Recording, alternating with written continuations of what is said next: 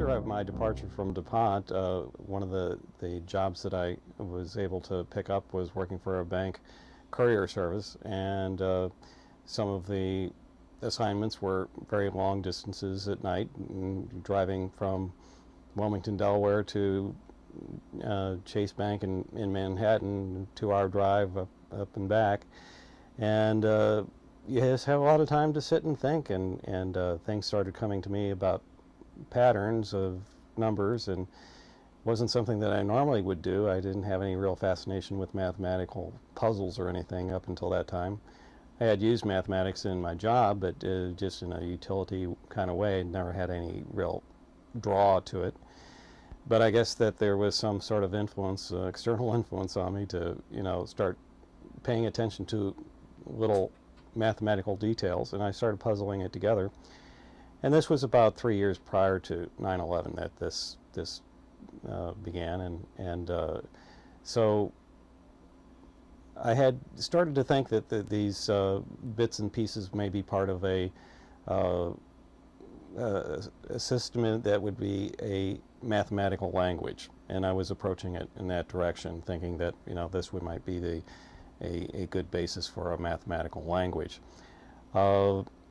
When 9/11 happened, I thought, that, like all Americans, that this was a major travesty perpetrated by Al-Qaeda and the Muslim extremists on America, and I only considered it like everybody else did, or most everybody else, I should say.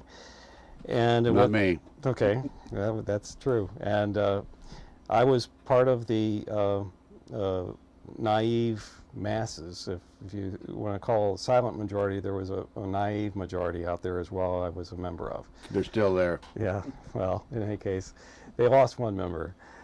At about 6 months after 9/11, I had begun looking at this from a perspective of some mathematical coincidences with what I had observed previously, and some friends had actually encouraged me to look at it further.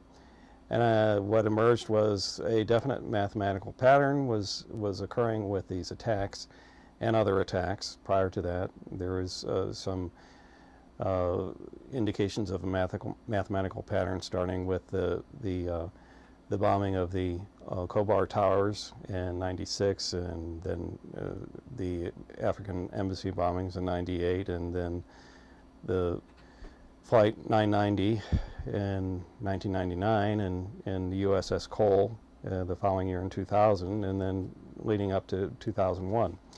And I thought that this was a pattern that the Arabic Muslim people were using as part of some greater plan.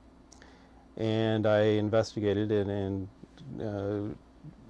put together a report that I submitted to the NSA.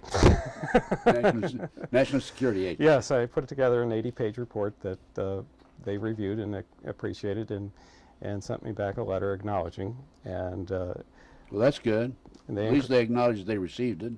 And then they encouraged me to pass it on to other agencies, which I passed on to the CIA, and one aspect of it pertains to the celestial mechanics and geophysical parameters of the Earth, and its spin and its wobbles, and it is the Naval Observatory that keeps track of such things, for keeping things on track for the GPS satellite system. Did the CIA respond?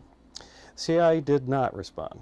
Oh, I wonder why. I think that George Tenet had other things on his plate.